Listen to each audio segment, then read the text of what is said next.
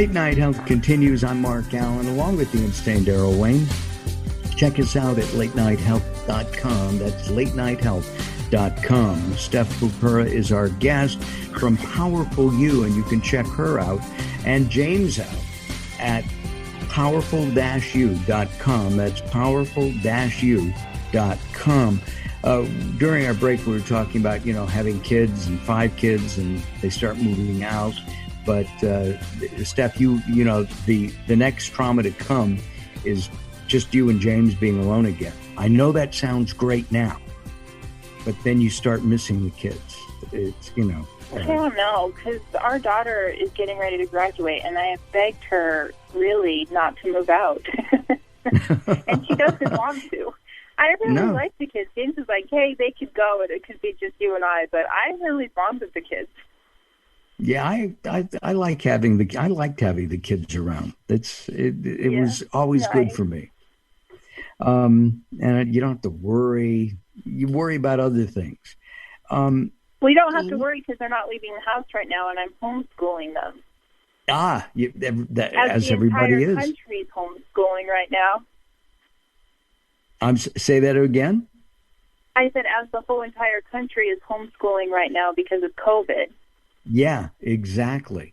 Actually, in Centerville, I guess you're not far from Salt Lake. Right, just 10 minutes.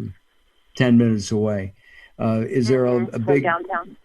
Is there a big a problem with COVID there? I mean, probably not as bad as LA, but they've reopened some of the restaurants here. Hair salons, things like that. So not like LA, but they're starting to reopen things right now. Definitely not school. Got it. Well, maybe I'll fly into Salt Lake just so I can get a haircut because ours are not open yet. Actually, I don't want to be on a plane. Anyway. Exactly. Steph, come on over. Right? Yeah, I will. What I'm curious about, can you give us a technique? You talked about, you were writing a lot in the movie, and I guess journaling is a part of your, helping people get rid of the trauma, so a technique, get rid of their life. A technique would be to rewrite your story, and really it's to change your self-talk because, like I said, there's a lot of people who go through this, but it doesn't define them. So I think that for me, I let it define me, but it was really not necessarily the abuse. I mean, it began with abuse, but it was really my inner self-talk that damaged me because nobody beat themselves up more than I did. I mean, I could feel rooms full of worry and all the self-hatred that I did to myself.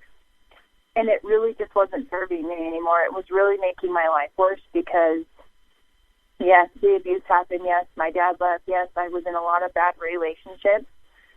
But I am a person who internalizes my emotions. And so I make everything like it's my fault. Like my parents divorcing, it's my fault. The sexual abuse, my fault. The dating terrible men, my fault.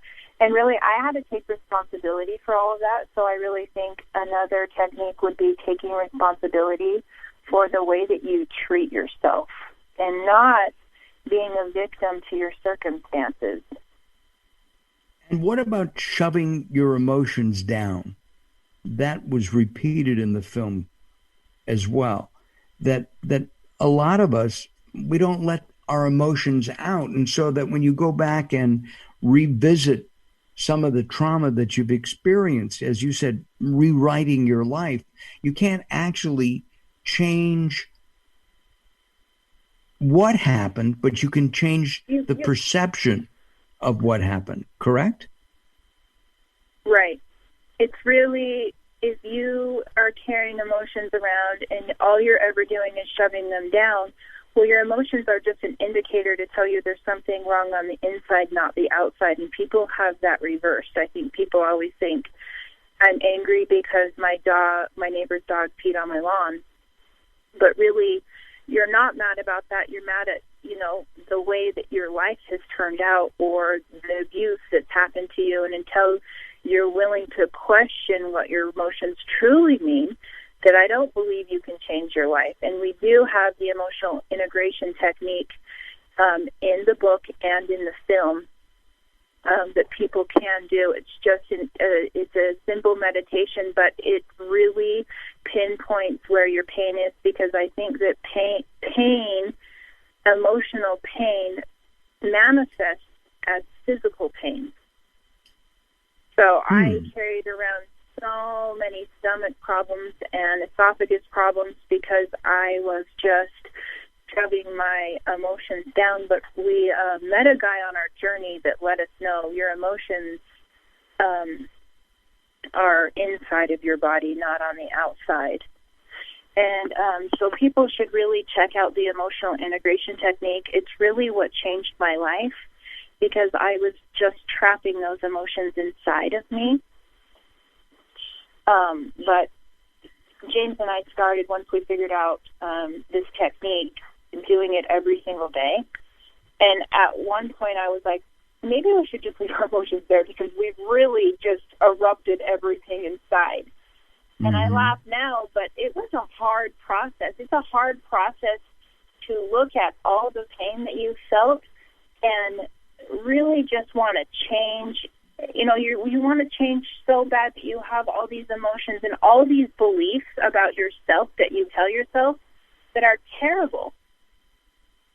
So it's a really good way to clear them out and realize where they're coming from, because it's not about your neighbor's dog.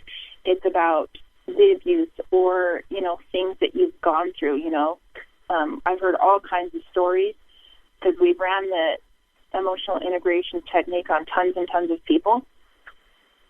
So it's great. It really is life-changing.